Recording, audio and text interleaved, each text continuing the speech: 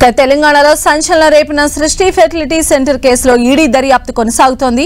ఈ కేసులో ప్రధాన నిందితురాలైన వైద్యురాలు నమ్రతను ఈడీ అధికారులు విచారిస్తూ ఉన్నారు. చెంచల్గూడ జైల్లో నమ్రతపైన ప్రశ్నల వర్షం కురిపిస్తున్నారు. అంతేకాదు నమ్రతతో పాటు ఈ కేసులో నిందితులుగా ఉన్న కళ్యాణి, నందిని, సంతోషిల స్టేట్మెంట్లు కూడా తీసుకున్నారు. ఈ నెల 28 వరకు నిందితులను ఈడీ ప్రశ్నించనుంది.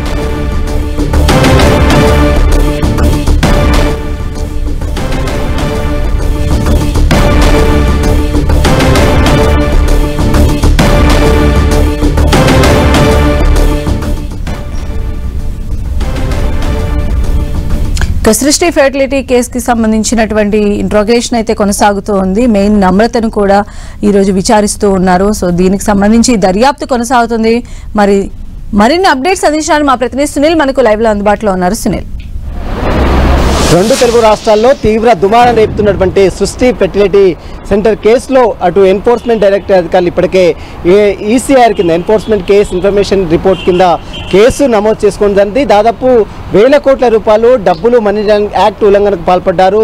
చాలామంది అమాయకుల దగ్గరనే మోసం చేసి సరోగసి పేరుతో మరోవైపు మొత్తం కూడా డబ్బులు గడించి పిల్లలు లేని దంపతులను ఆసరాగా చేసుకొని వారి లీనియన్స్ని ఆసరా చేసుకొని కోట్ల రూపాయలు గడించారన్న ఆరోపణల నేపథ్యంలో సృష్టి ఫెర్టిలిటీ సెంటర్పై గతంలో గోపాలపురం పోలీసులు కేసు నమోదు చేసుకుని జరిగింది. ఈ కేసులో డాక్టర్ నమ్రత రెండు తెలుగు రాష్ట్రాల్లో సృష్టి ఫెర్టిలిటీ సెంటర్ ఏర్పాటు చేసి కోట్ల రూపాయలు దండుకొని అమాయక ప్రజల ప్రాణాలతో చిలగాటమాడుతున్నటువంటి సృష్టి ఫెర్టిలిటీ సెంటర్ అధినేత డాక్టర్ నమ్రతను ఇప్పటికే పోలీసులు కేసు నమోదు చేసింది. మొత్తం ఈ కేసులో మొత్తం 30 మందికి పైగా పోలీసులు అరెస్ట్ చేశారు. అందులో గోపాలపురం పోలీసులు నమోదు చేసిన కేసు ఆధారంగా తెలంగాణ రాష్ట్ర ప్రభుత్వం సిట్ స్పెషల్ ఇన్వెస్టిగేషన్ టీంకి ఈ కేసుని బదిలీ చేయడం జరిగింది. ప్రస్తుతం రెండు తెలుగు రాష్ట్రాల్లో ఉన్నటువంటి సృష్టి ఫెర్టిలిటీ సెంటర్కి సంబంధించిన దాంట్లో ఒకవైపు సిట్ అధికారుల దర్యాప్తు కొనసాగుతుంటే మరోవైపు ఎన్ఫోర్స్మెంట్ డైరెక్టర్ అధికారులు కూడా దూకుడు పెంచారు. ఈ కేసులో డాక్టర్ నమ్రతను ఏదైతే గతంలో పోలీసులు గోపాలపురం పోలీసులు కస్టడీలో తీసుకొని విచారించినటువంటి నేపథ్యంలో ఇప్పుడు ఈ ఎన్ఫోర్స్మెంట్ డైరెక్టర్ అధికారులు డాక్టర్ నమ్రతతో పాటు కళ్యాణి అదేవిధంగా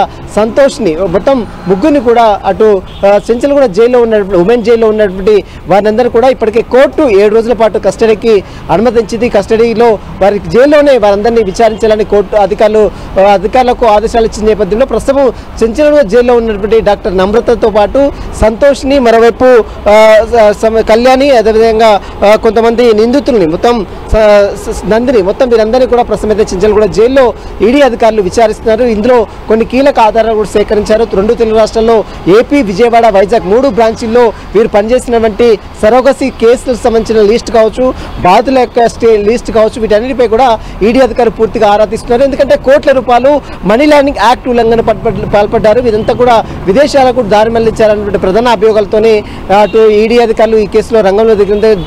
అటు గోపాలపురం పోలీసులు నమోదు చేస్తున్న కేసు ఆధారంగా ఈడీ అధికారులు మాత్రం దర్యాప్తు అయితే ముమ్మరం చేశారు. ప్రస్తుతం చెంచల్గూడ జైల్లో ఉన్నటువంటి నిందితులందరినీ కూడా ఈడీ అధికారులు విచారించి వారి యొక్క స్టేట్మెంట్ కూడా నమోదు చేసుకున్నారు. ఈ నెల 28వ తేదీ వరకు వారందరూ కూడా విచారించి పూర్తిగా వారి స్టేట్మెంట్ కూడా నమోదు చేసుకునే అవకాశం. ప్రస్తుతం విచారణ కంప్లీట్ అయిన తర్వాత ఈడీ అధికారులు ఈ కేసులో ఎలాంటి చర్యలు తీసుకున్నది కూడా చూడాల్సింది చెప్పవచ్చు. రైట్ సునీల్.